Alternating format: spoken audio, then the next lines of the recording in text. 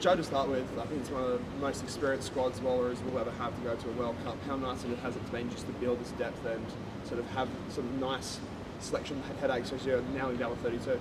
Yeah, no, it's been amazing. The depth that we've grown over the last 18 months has really put us in a good place. Going to the World Cup, like you say, there were some tough selection choices, but where we've landed, we're really happy with. Yeah, of course, Charlotte and Pessy both in names. Yeah. They're under injury cloud. So what's the sort of update you can give about when they should be available for selection? Yeah, so they're currently still on track. We know it's a tight timeline, but the plan is that they'll be coming out to the World Cup and being part of that. We have two players ready and on standby if anything happens that they don't make the timelines that they're currently on.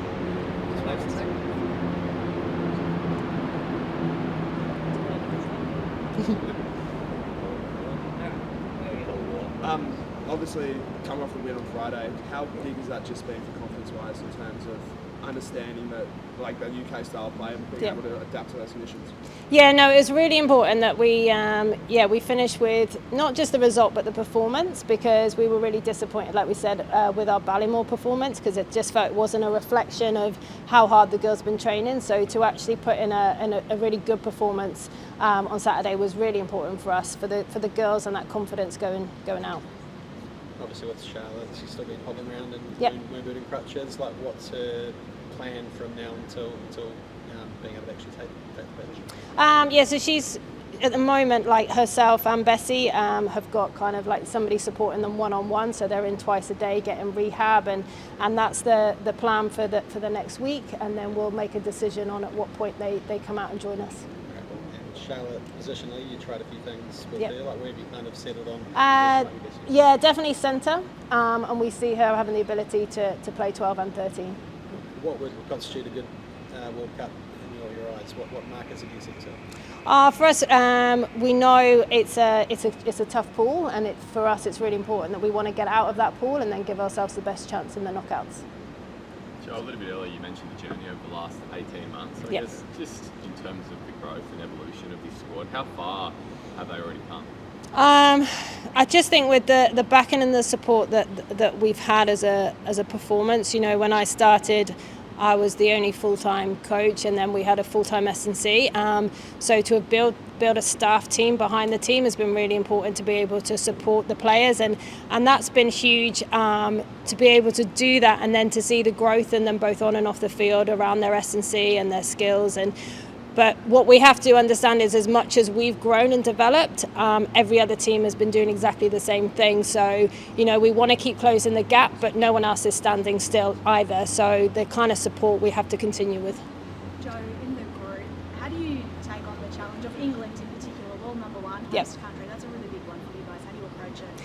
Yeah, it is. It is a big game, but having obviously played New Zealand a couple of times over the last sort of couple of years, and the girls doing that, they're used to coming across that type of opposition. We played New Zealand, we played Canada. You know, they're in the top three as well. So from a mindset perspective, the girls will step up for the challenge.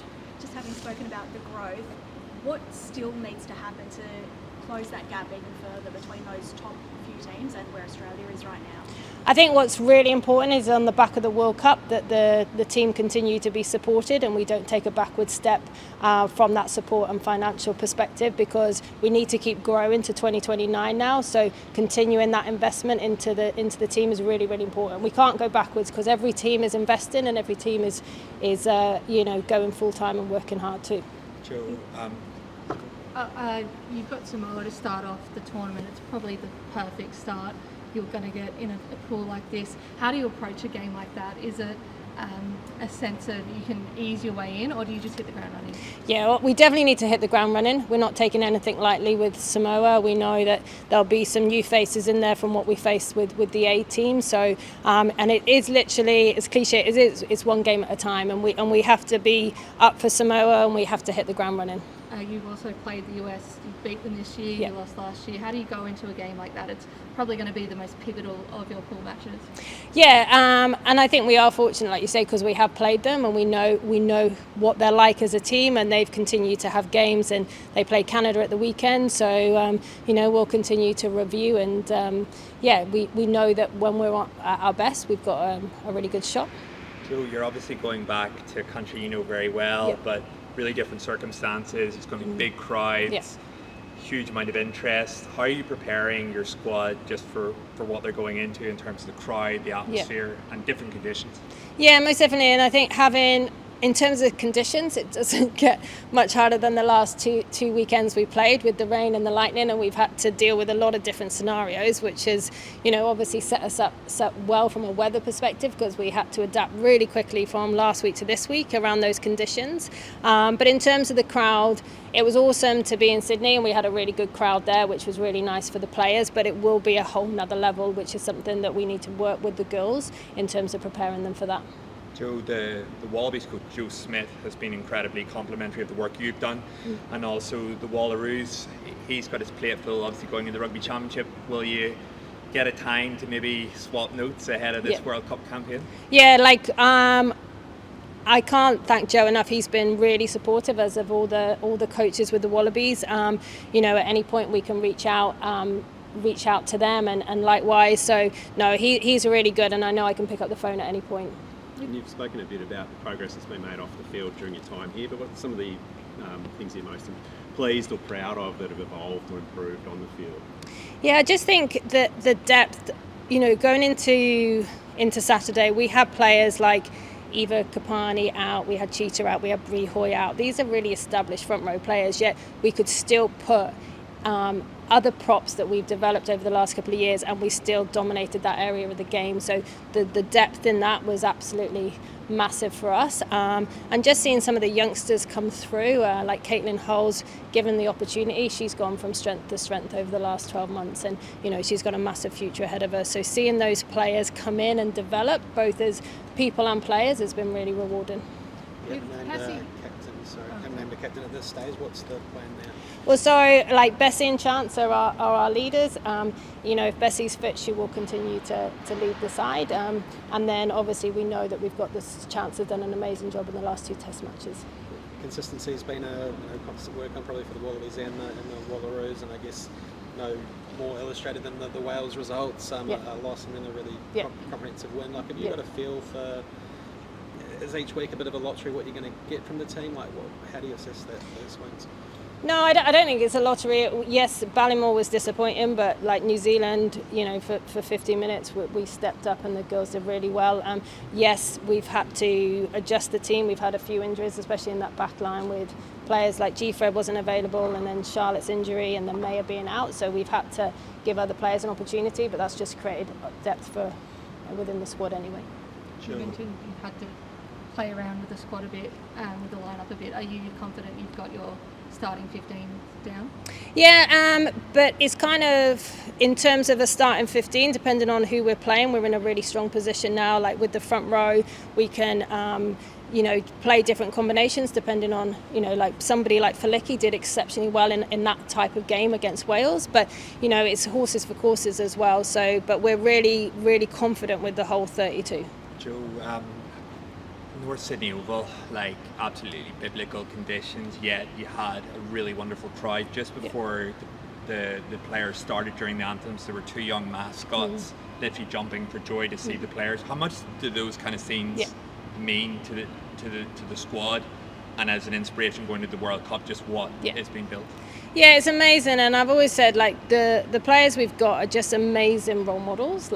And seeing the way they interact when we go into schools or we have open days is just incredible, and they have this real connection with the young people. And as soon as we saw that, it lifts our girls. Running out to that and seeing the genuine excitement from youngsters is a really important part of why we do what we do. It's still 4 years away, but we're expecting a massive turnout in England. Australia hosts the next one. Yeah. What do you think Australia could do in terms of building up momentum from what happens at this World Cup here into 4 years later? Well, I think firstly, from an investment perspective, it has to continue. This group of players, and we've got some youngsters coming out here now. We're really setting them up in a good place for 2029. And then from a super perspective, obviously we've seen massive growth there within their own environments, and continue to grow that so that these girls can train full time is really important. Joe, just on investment, what does investment actually mean practically? on the ground.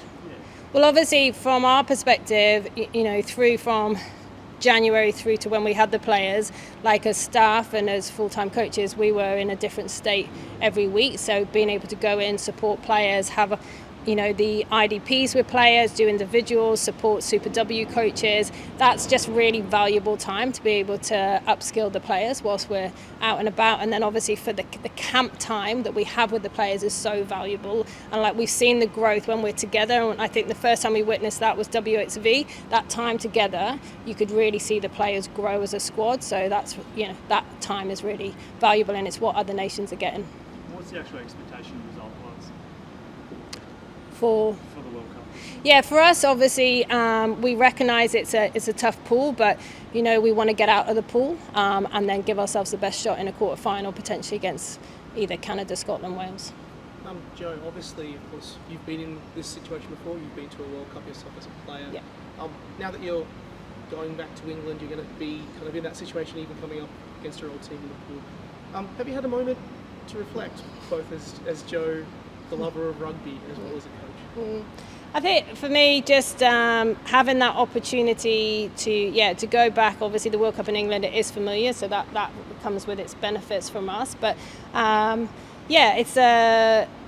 it's a hard one. But I think from my perspective, seeing the growth of the women's game has been amazing in the last few years, and knowing that Brighton's already sold out, 30,000+ people are there from a women's and a global perspective. That's huge for the game, and that's really, really exciting to see.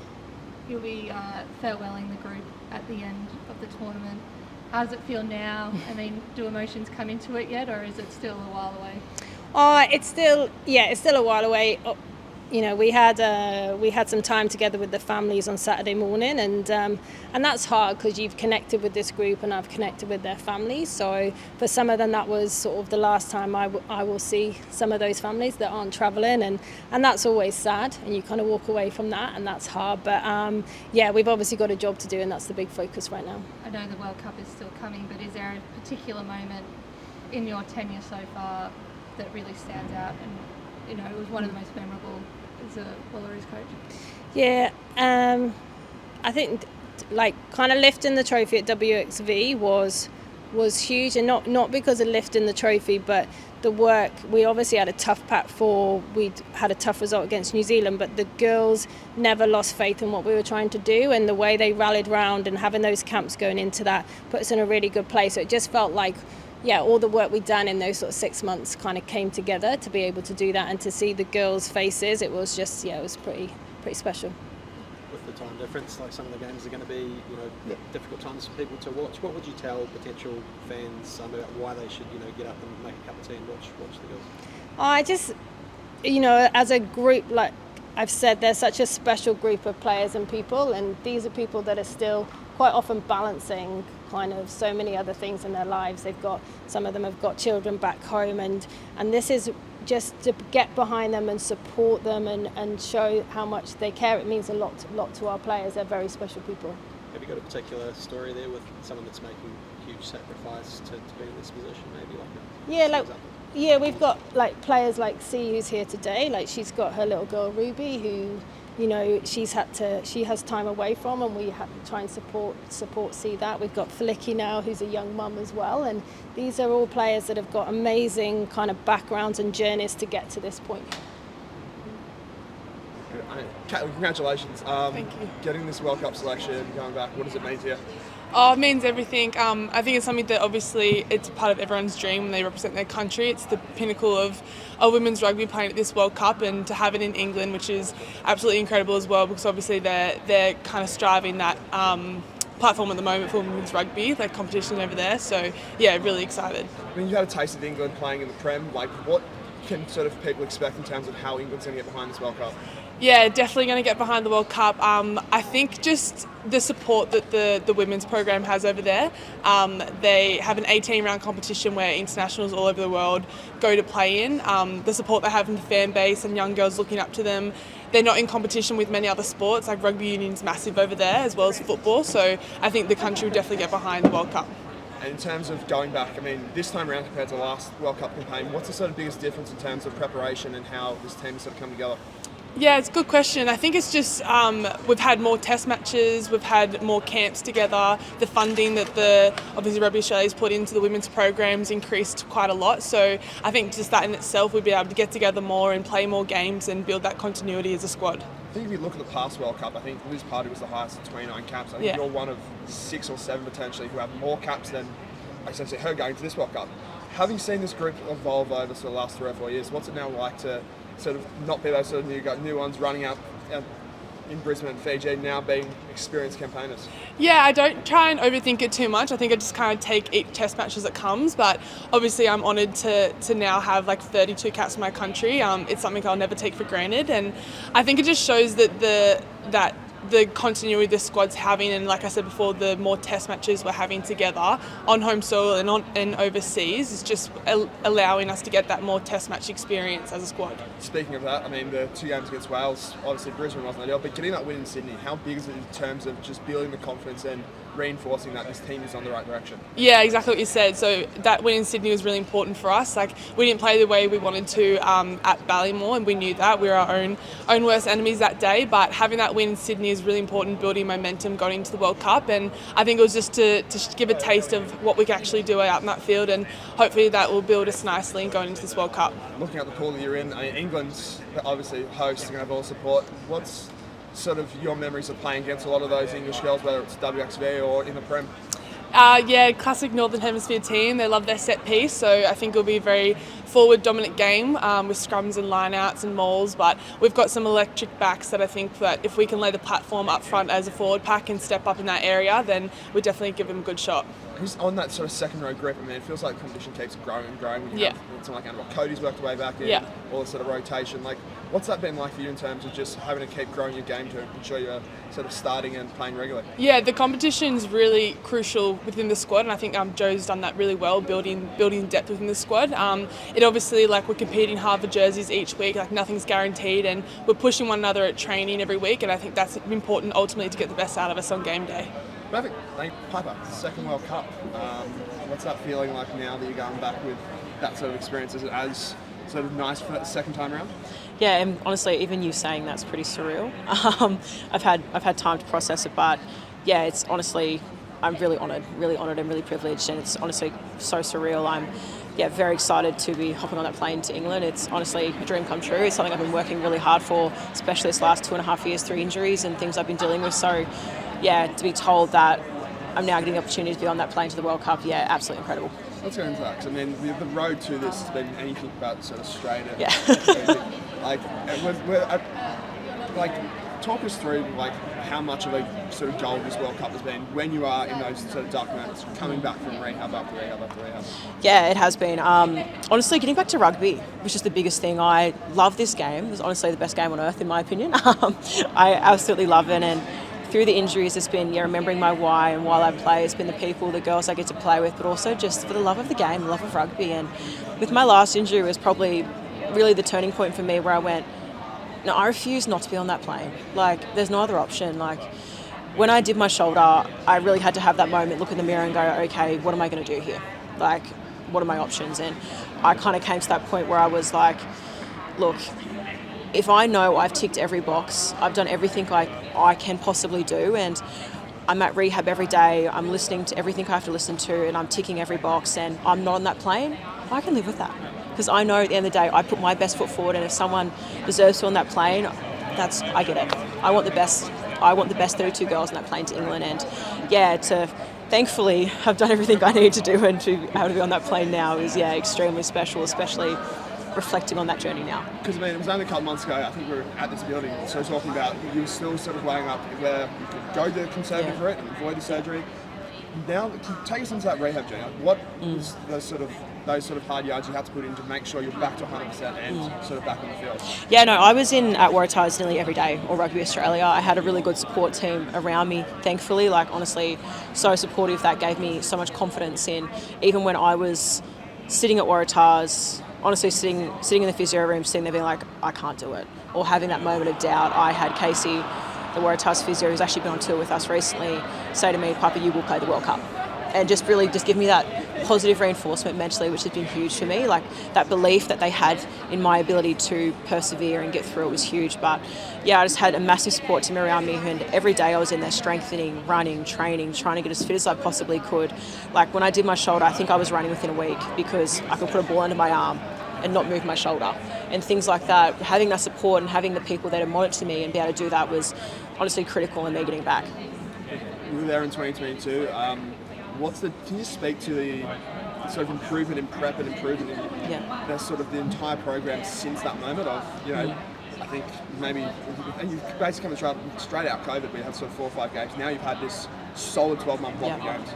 Yeah, no, it's incredibly important. We always talk about the more footy you can play, the more time you have together makes such a difference. And the last 2 years in this program, especially since Joe coming on, the massive transition from Rugby Australia, I think has been exceptional and really critical for us heading into this World Cup. These games we've just had, I think, are of the utmost importance. From the first Wales game to the one we just played, I think shows how training really has made such a difference in us. And you can see, if you've watched us through the years, the transition of our style of rugby, the way we're playing from one-dimensional to 2 to 3-dimensional footy, and that's what we're really trying to put out there. And heading into a World Cup like this with these games under our belt, we had a really honest conversation post the first Wales game, and it was kind of around, we're going to a World Cup to put a hat in the ring, to perform, to play great footy, not to participate. And I think, don't count us out, because we're going in there to really put our name forward. And this preparation, this time, and the level of athletes we have in this squad is, truly something to be watching out for.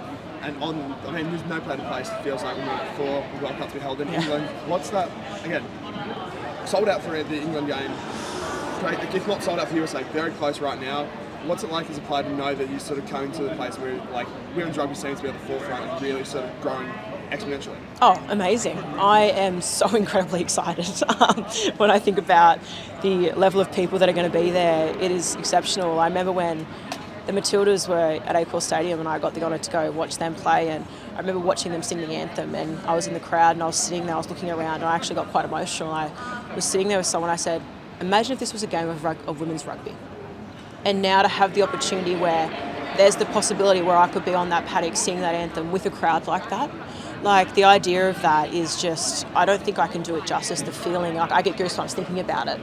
And it's having women's rugby, but also just women's sport at the forefront of the world right now, and it's such a massive growing area. And honestly, I can't do it justice, I don't think. Now that you're going for the second time around, you've got to taste the first of the massive crowd at Eden Park in New Zealand. You've got to taste of what it's like.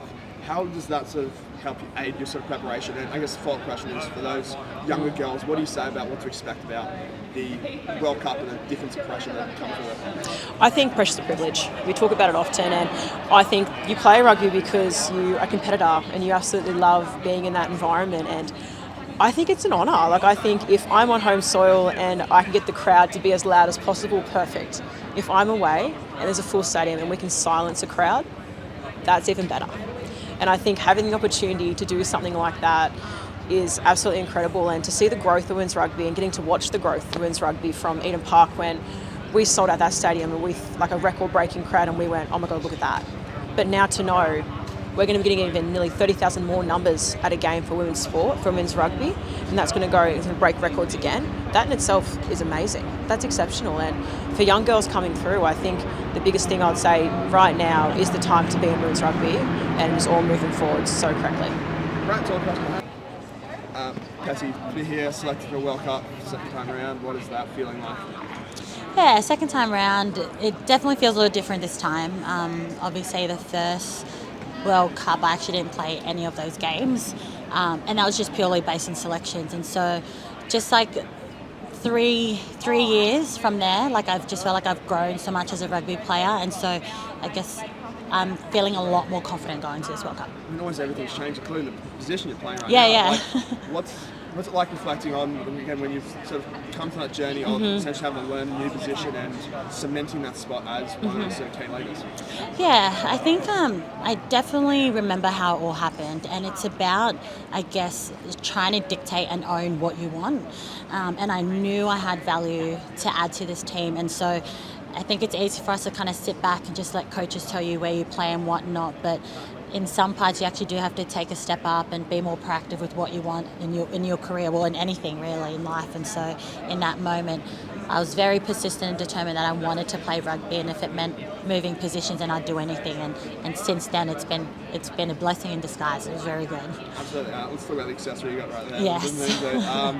How is, can you give us an update of your sort of recovery and how it's all going along? Yeah, recovery's going really well. I'm really happy with the Wallaroos and Hamey and Joe and how they've supported me. And so what it means, I've had to relocate from home, which is Canberra, to Sydney, and that means I get one-on-one support with rehab just to make sure I'm in a best position to compete and play well over in the World Cup. In terms of schedule-wise, like what stage is sort of out of the boot, back to running, getting sort of those sort of key return to play milestones ticked off? Yeah, we're looking to be out of the boot before next week, probably at best case scenario at the end of this week, and so we're actually tracking really well, and just trusting Patrick over RA to make sure. I guess we tick boxes and we're kind of on track to get back.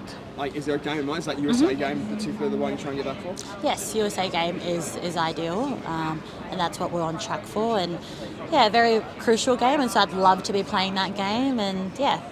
And that feeling of essentially, I think Joe Bass said just then, if you're fit, you're captain. Has that sunk in yet? You know, you could be leading out the Wallaroos in front of packed crowds against the USA and England, and you know, some of the best teams in the world, and sort of you're leading the way?